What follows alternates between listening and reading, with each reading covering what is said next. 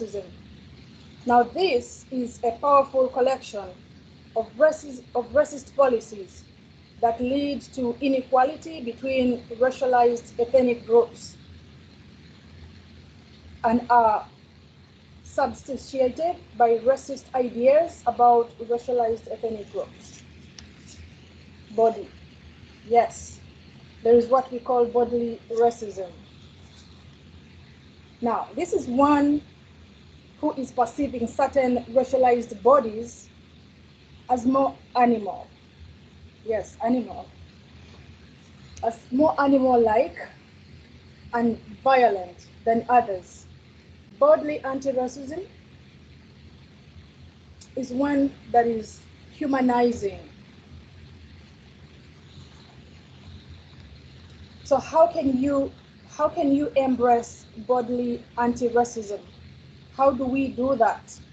So in order to do that, one would have to be, other words, humanizing and what's the word? Be more individualizing, non-violent, and take on a non-violent behavior. The third form of racism would be behavior racist. Now, what do I mean by this? Behavior racist is one who is making individuals responsible for the perceived behavior of racial groups and making racial groups responsible for the behavior of individuals.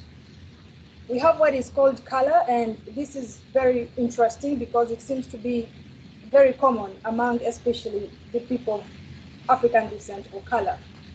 Now, what does colorism mean? Colorism is a powerful collection of racist policies that lead to inequalities between light people and dark people, supported by racist ideas about light and dark people. Now, white, believe me, white is another form of racism.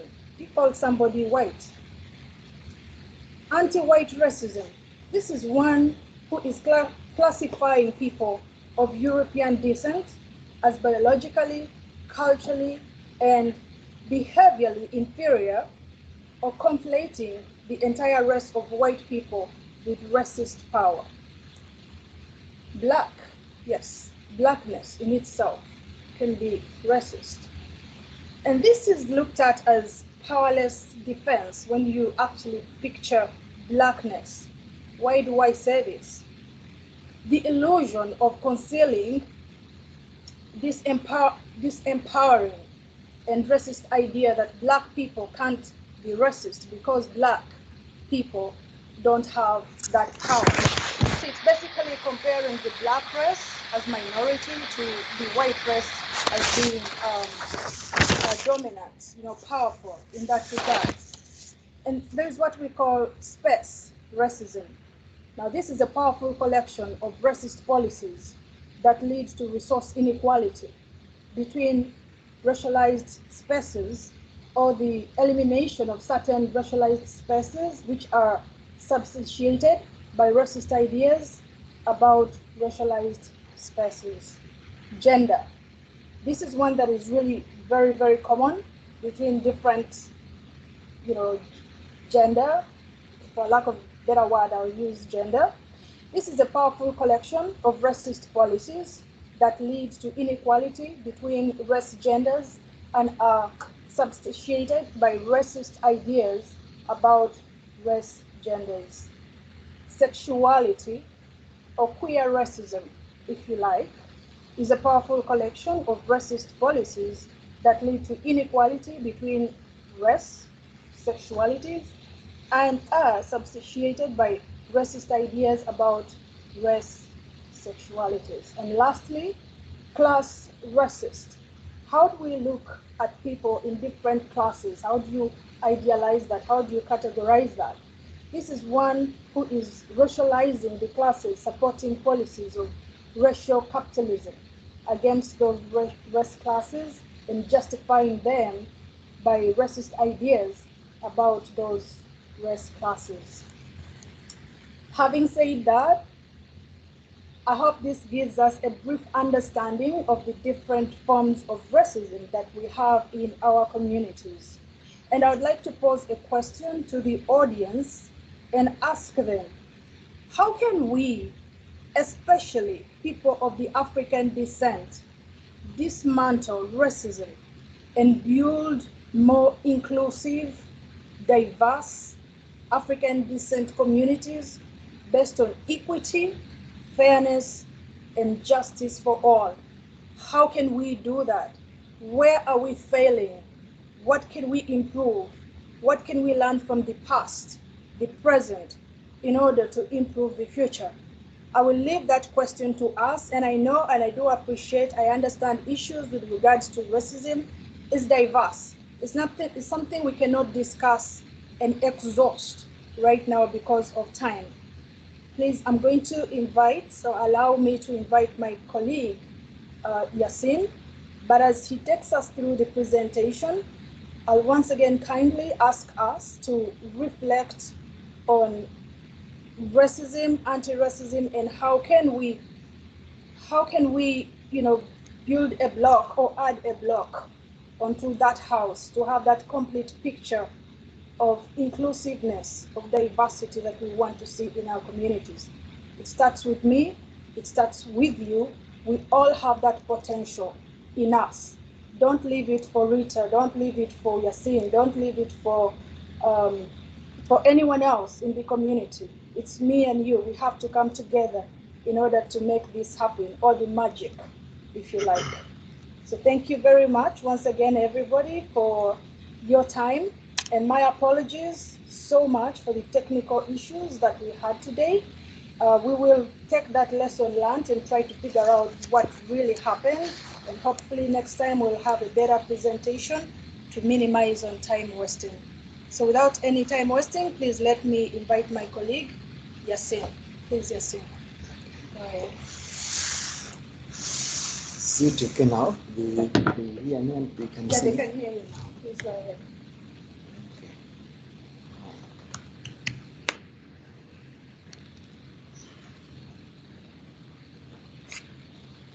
Do we need both computers?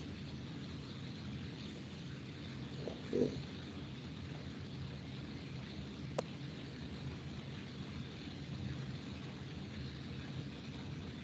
Hello, ladies and gentlemen. Thank you so much for giving me this opportunity, Nabila, to come here to have just to share an insight on the history of African descent in British Columbia. Just one maybe for a few minutes. I don't understand how they do the two screens. Yeah, maybe that's what I will do. Share your presentation. Oh, go ahead. Okay.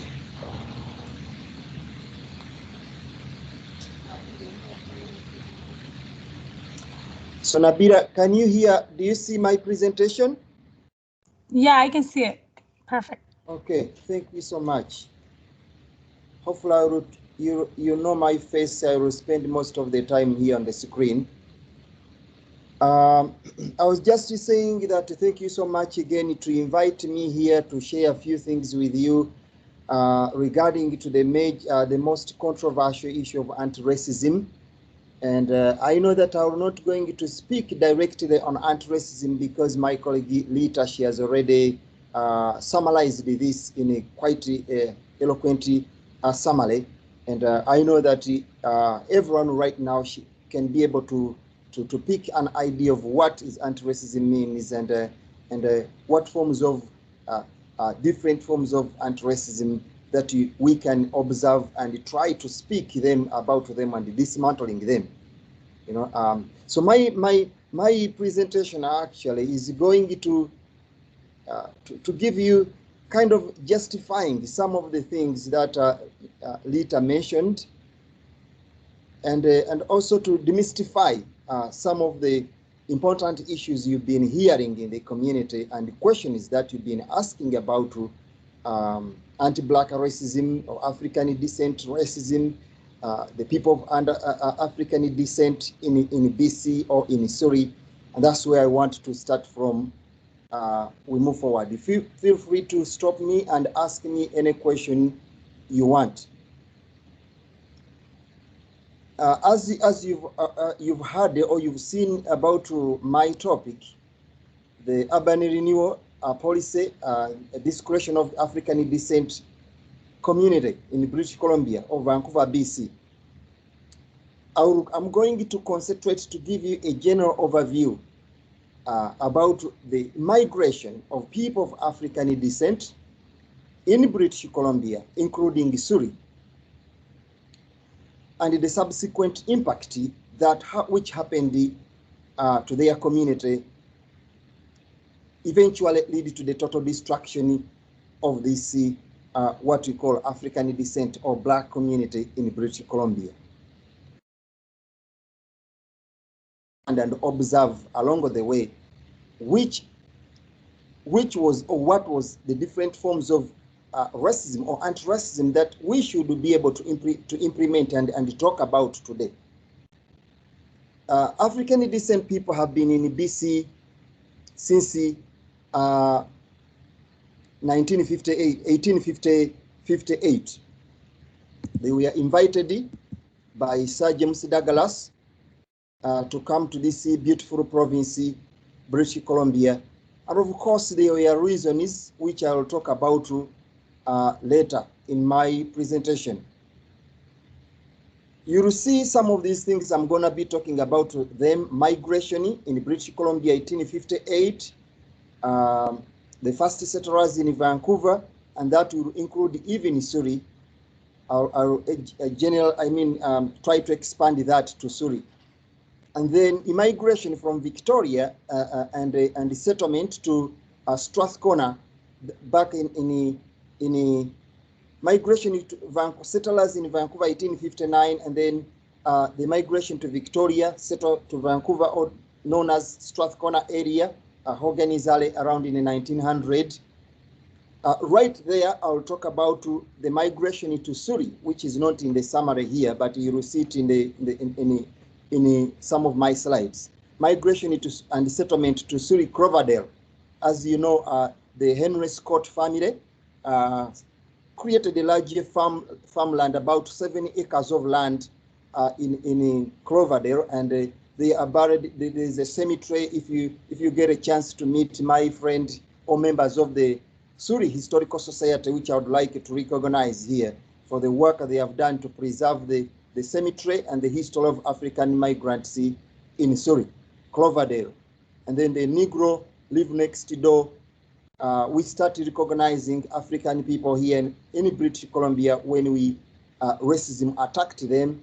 And then the following impact of the urban renewal policies and the planning ideologies, which eventually led to the suffering and the destruction or removal of those what we used to call Negroes by that time.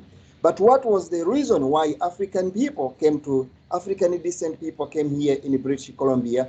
There are so many reasons, but the most important popular reason is why we invited Sir James Douglas invited the people of African descent to BC. The most important were 5 reasons. And number 1 was the situation which was in the United States. The situation which was in the States, the policies, what you call Jim Crow segregation laws. The segregation laws which separated the Africans or the Negroes away from the white society. Separation of schools as a form of apartheid in South Africa, that the Negroes should not attend the similar schools, institutions. They also could not enjoy some of the privileges in the United States because they were Negroes, which were less human to the less or subhuman, closely to what we call monkeys. And I want to mention it to you that even the terminology Negro, it takes us back to the negrosis, a psychological disease related to psychology, coined to mean that the African former slaves or slaves in the United States, a lot of them were, their mindset were very much closely to that of monkeys. And then it was interbreeded here, black and people of color, but that was not the proper name or the proper identity. It was because of the misfortune or the unfortunate circumstances. The people of African descent found themselves that they had no right to have a name, they have no right to have an identity, and they ended up being called the Negro, to mean less or subhuman, less human to the white person in America or in the North America.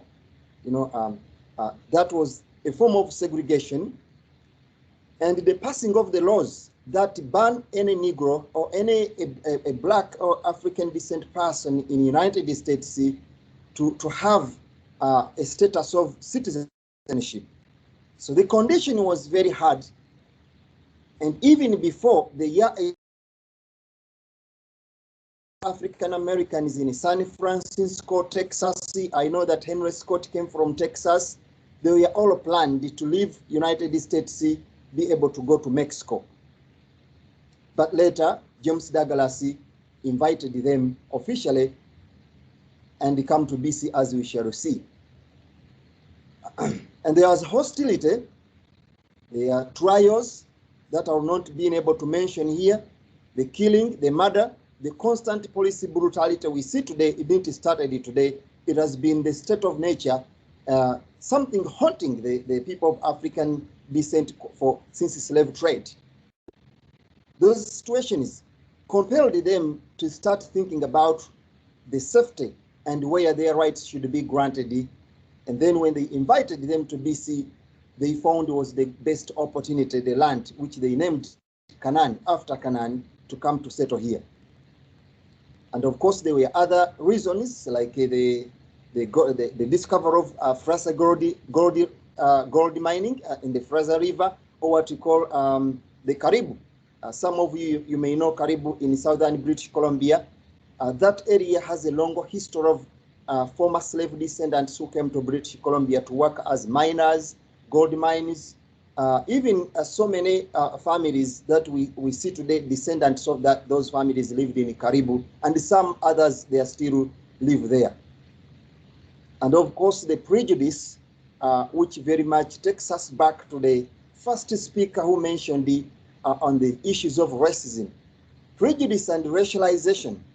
We still see these problems in British Columbia, in Surrey, in Burnaby, across Canada.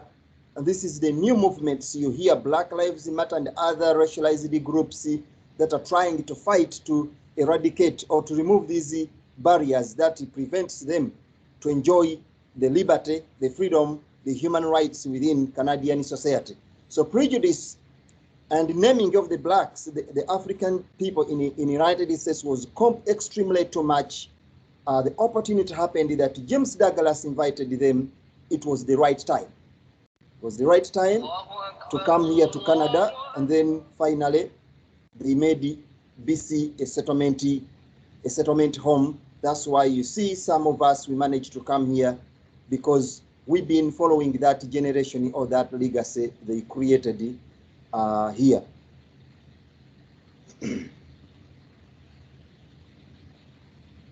So if you look at the first slide I've been talking about here, you'll see Caribou, southern BC.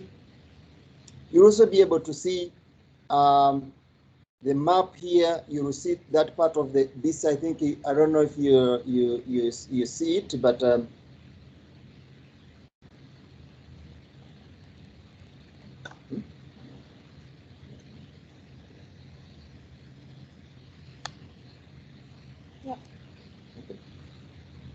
So Nabila, do you see that map? Yeah, I can see it. Okay.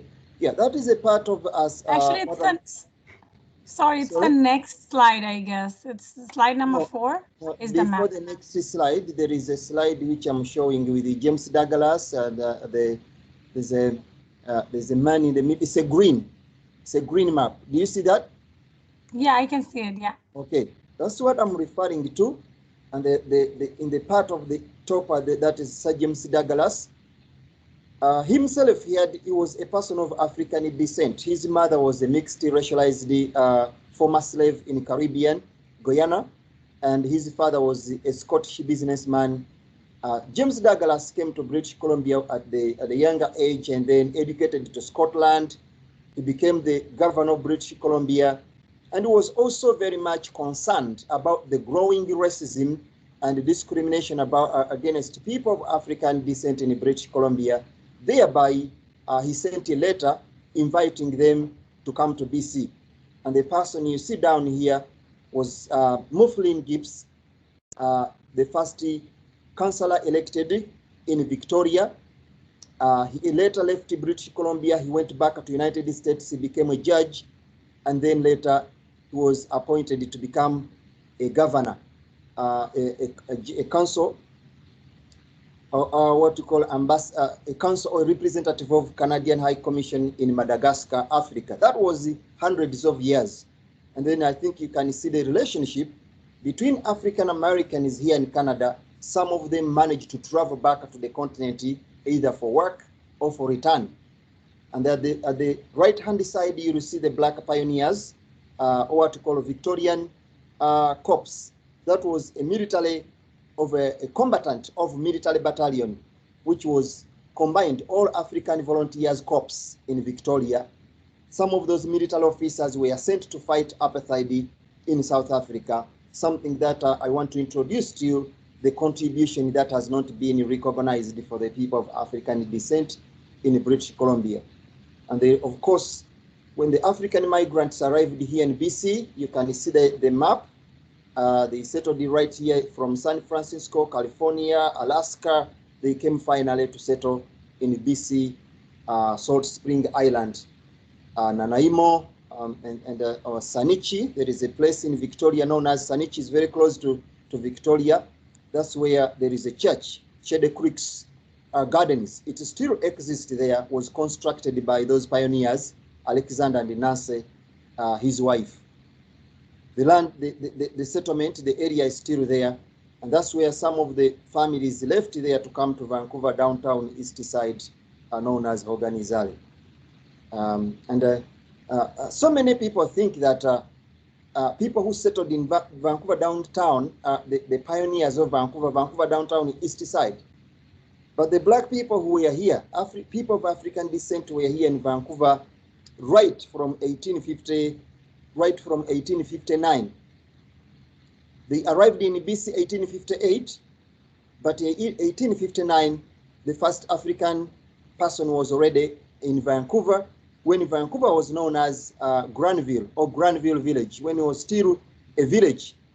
So Josephine Sullivan and her husband, Philip Sullivan, they came here from New Westminster, and then they went to settle in North Vancouver. Actually, you can say that the people of African descent are the first pioneers, one of the pioneers after the indigenous people to settle in the North Shore, in North Vancouver. And then later on they came to Vancouver downtown, cutting large parts of Vancouver when it was a village. By 1886, their son, Arthur Sullivan, was already a famous merchant in Vancouver, entrepreneur. They proposed with a few families Vancouver to become a city, and was incorporated in 1886 under the contribution of people of African descent. That was hundreds of years, about 50 years before what you hear Hoganizale ever established in Vancouver. And Josephine Sullivan, she was a former member of St. James Church. The church is right around Cordova Street, it still exists there. She was a singer. Her husband was a keyboard player there.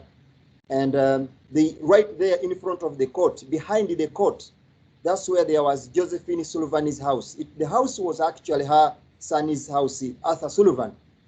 And that house was destroyed. Now the land was taken, and they constructed what they call the British Columbia Remand Center. It is a remand center today because Josephine Sullivan House at that time, that place was also used at one time. Judge Bagbo, the first judge of British Columbia, he used it to conduct trials there in the African Methodist Church, which was constructed by Josephine and her husband, Philip Sullivan. even themselves were tried. One of the the first racial trial or racist trial in Canada in British Columbia was conducted against Arthur Sullivan, and that was being accused for abortion. Whether it was abortion or miscarriage, the issue had never been resolved until to date, and the family were fined $2,000. So you can already also know that the people of African descent in Vancouver were not poor by the time. Having $2,000 today is millions of dollars, and the family being able to compensate or to pay such amount of money. And of course, if you look at the house they owned by the time, then you can also be able to imagine the picture tells the story. Every picture has a story. So if you look at this house, it was besides where there is that British Columbia Provincial Court, but behind that's where they constructed a remand center by destroying that house. And also the family had Arthur W. Sullivan, dry goods and groceries. This is the picture, or this was the poster for the brand of their business at Blood Inlet. See, something that could really demonstrate to you that they were not poor, as it has been always portrayed that every African descent person is poor, they may be the marginalized, they are suspicion of crime and other area. They built this city. They made Vancouver what it is today. In fact, they cut the whole part of Blood Inlet Sea to set up farms until they were stopped. So I think I wanted to give you that insight, understanding that what you see today, the absence of the black community or people of African descent, they were here and they did great things that made this country or this city what it is today, before the arrival of other people. And I want to talk about this, the Hiram and Martha Scurry family. These are also pioneers in Vancouver. They were merchants, as the Josephine family, and entrepreneurs in Vancouver. They settled those who want to know Josephine House, it was on around Cordova, East Cordova, in downtown East Side. They also left the area to go to settle around the Water Street. And then the second, that was the first settlement, Gastown, Cordova, that area, all of it was the first settlement site for people of African descent. Then it brings us to the new families, also pioneers, the Hiram family and Martha Scurry. These one are buried at the Fraser Cemetery up there, and you can see this, the grave site. This family settled around Chinatown, what you call today Chinatown Sky Train. There is a very small street called the Beat Lane. They used to also settle at Gastown, but during the Vancouver fire, they migrated to come to that area, and that's where they established a small cluster of a black town or African descent town right there. You can, when you get a time, you'll pass there, Beat Lane and the Kambi, 534 Kambi. The house is still there too, but now is a ministry. I think part of it is a ministry of, I think, youth and children, something like that. You know, that's where Joy Fortes himself, he lived.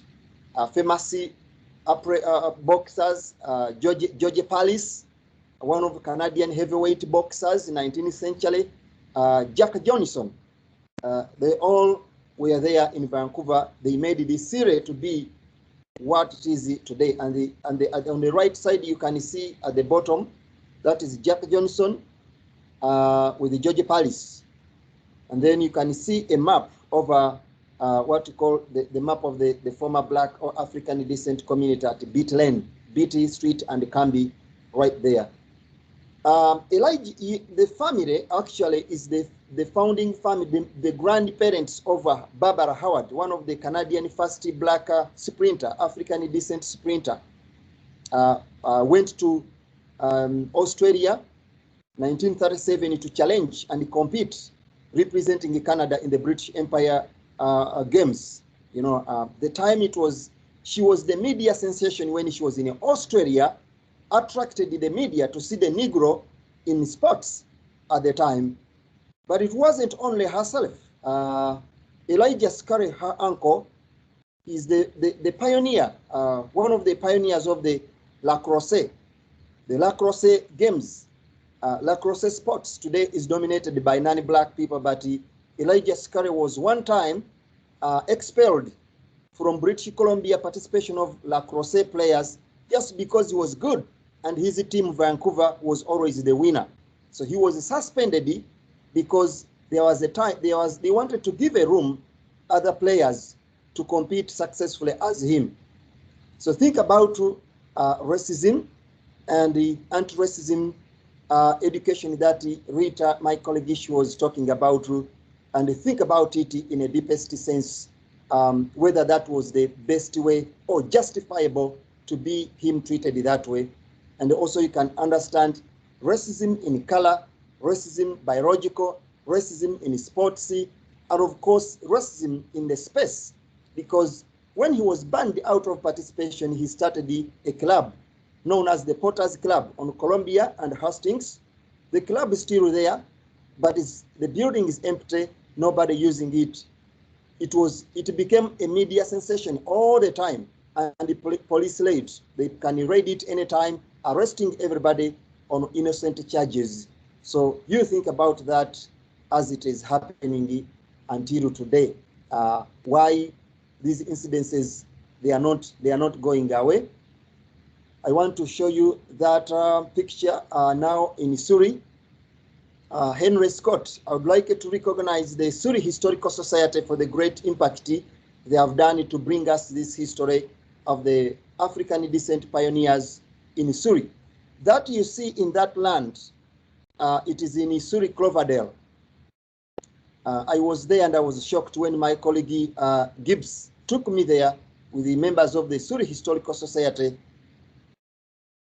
I realized historically belongs to Henry Scott, sorry, spelling of Scott, yeah.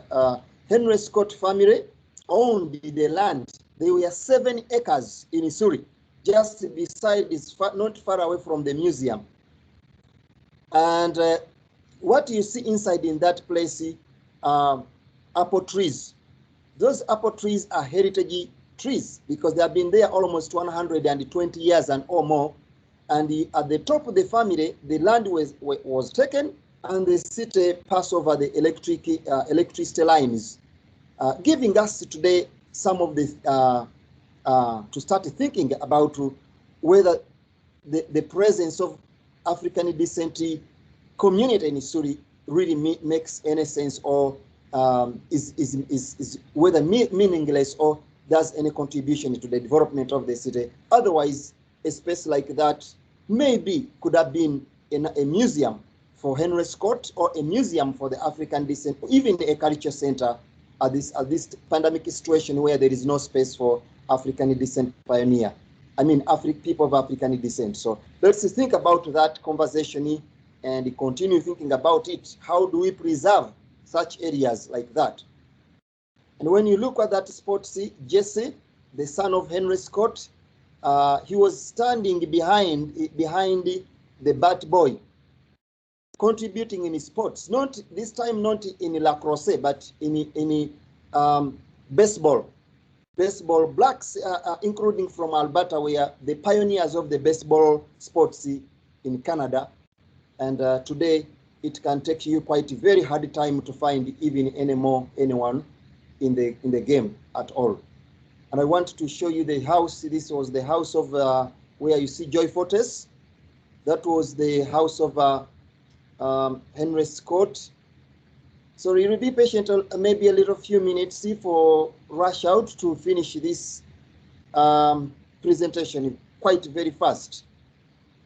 I was showing you the house. This is the house. If you come to downtown Vancouver, you'll find the house where Joy Fortes lived before he went to start as a pioneer of the English Bay Beach, as a trainer, a mentor, and of course lifeguard and a police cop in Vancouver. He used also to live in that area with Martha Scully when her husband died.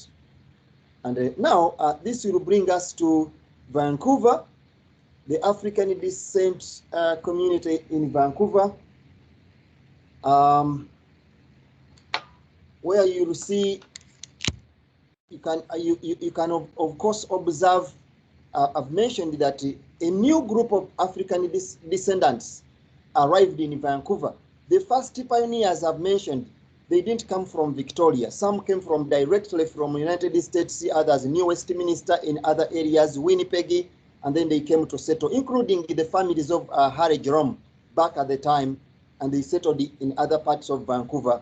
That can indicate that Strathcona is not the first African descent community, but there were other settlement sites. You've seen in Surrey, you've seen in Vancouver. This group, you see Nora Hendricks, Fielding Sport Jr., he came from Sanichi in Victoria. Barbara Howard, she didn't come from Hogan Izale, she came from Chinatown, her heritage. And Vice Chicken and Steak House, Vice, she came from Victoria. And Nora Hendricks came directly from United States. But what do we learn from them? When they came to Vancouver 1900, after about 50 years of the first settlers, the first thing was to create a space. So 1900, by 1911, Nola Hendricks came to Vancouver, asking some of the black folks, where are the Negroes live? 1911, there was no space in Vancouver about the time. She proposed to have African Fountain Chapel in Vancouver downtown on Jackson and Playa. They purchased the area in 1918 and became a community center. That church is still there. It's not owned by any person of African descent today. It's a film production company and a house for an immigrant from United States. Something that still brings us to in understanding anti-racism, culture, respecting the culture and the traditions of others, and preserving these, or making them a space for them, because they were once important sites for them. Racism, there was cases in Vancouver that I want to talk about in 1917. Bob Tighty, a famous boxer in Vancouver, accused for being in relationship or in love with his girlfriend, Annie Frank, thereby being raided by the police in the house on East Georgia. House was destroyed with quite in a heavy gunshot. Bob Tighty shot himself, and the police command of Vancouver was murdered. Constable McLennan was murdered there, downtown East Side, Georgia Street, East Georgia. That was not the first incident of racial, that was the first racial attack. And the judge, Emily Murphy, who was the first female judge in Canada, she said that she branded the black community as the bringing drugs, being addicted, drug addict. By 1923, she wrote a book she called The Black Candle, which is the first racist book on, or a book on racism across Canada, or An Insight was branded as An Insight across the country. And that's when we see the beginning of racism we are talking about today. And then the removal, the mayor of Vancouver ordered to remove undesirable. They introduced the taxi, poll taxes, discrimination, and the trial and execution of Freddie Deal, 1923. He was also accused for murdering or for shooting a police officer or a police commander in Vancouver, Robert Maccabee, whom he had accused again for being in a relationship with a white girlfriend. So that incident happened here on downtown in Vancouver, Granville and Drake. That is the meaning of really anti-racism. Anti-racism. What is anti-racism? You can now start thinking about it and the impact it created. Henry Scott came from Texas. Freddie Deal was imprisoned in Vancouver by that time, 1923, by death hanging. The church challenged the case, and then eventually Freddie Deal was sentenced back to United States. He died in a prison in Texas. I wanted to make a connection with where Henry Scott came from. He died in the prison in Texas. And then the city introduced the urban renewal that leads, you can see the introduction and the destruction of the African descent community. What was African descent community this time? It completely became a racial attack, a racial war, conflict between the African or the Negroes and the city of Vancouver. And then by 1950, one of the media in Vancouver, the province, said the Negro live next door. Vancouver have 700 neighbors about whom we don't know anything. I think we still asking the same, we are still posing the same question in Surrey, in Cloverdale. We still have a number of African descent people of whom we have no idea. We don't know anything. And this presentation, I think, will help you right now to start navigating and thinking about it beyond. How does the community destroy it? Possibly, if it was not the urban renewal in Vancouver 1936, 38, 1972, possibly we could argue in history that maybe we should have seen a large influx, a large community of African descent by this time.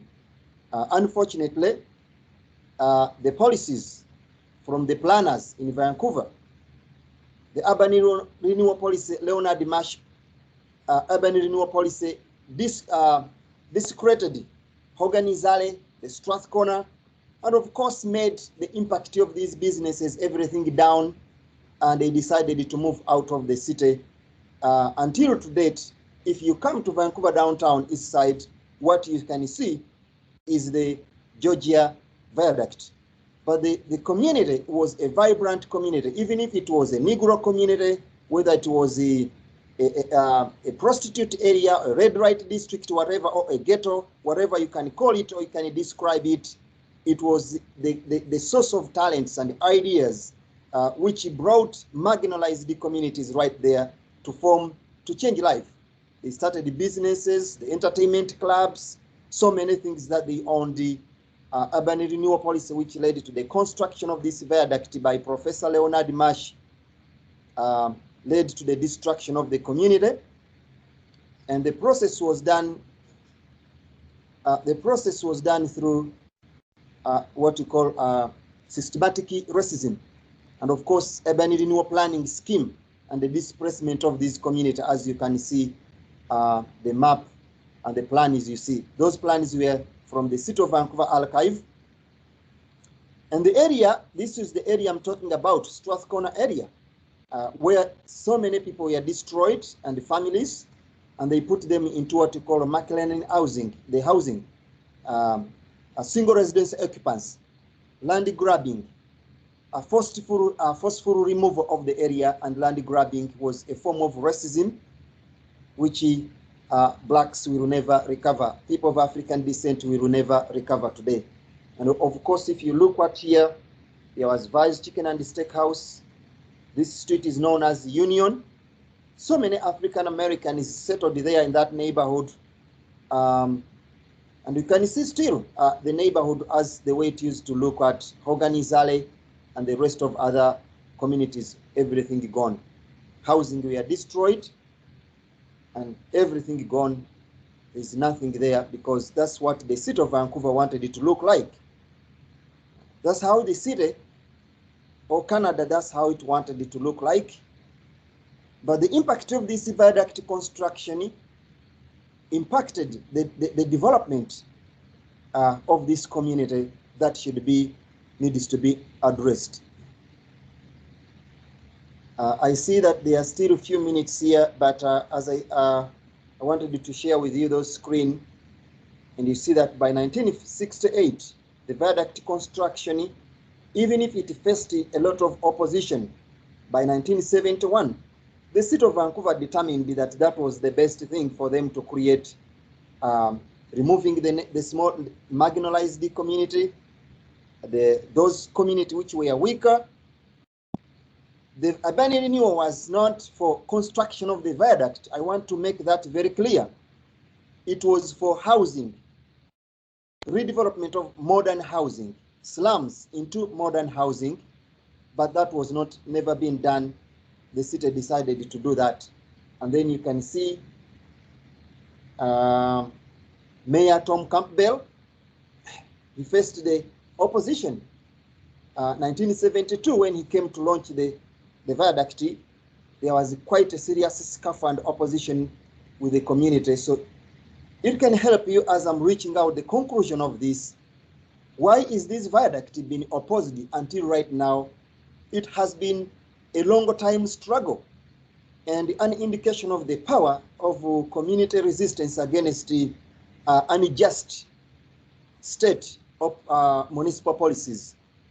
And that's what the city of Vancouver today, 2015, made a plan that they should going to remove those viaducts, but still the question or to honor what they destroyed. That is a question again I have to leave with you. And these are the people that we need to recognize who made effort to fight for justice. Not every white person is a racist.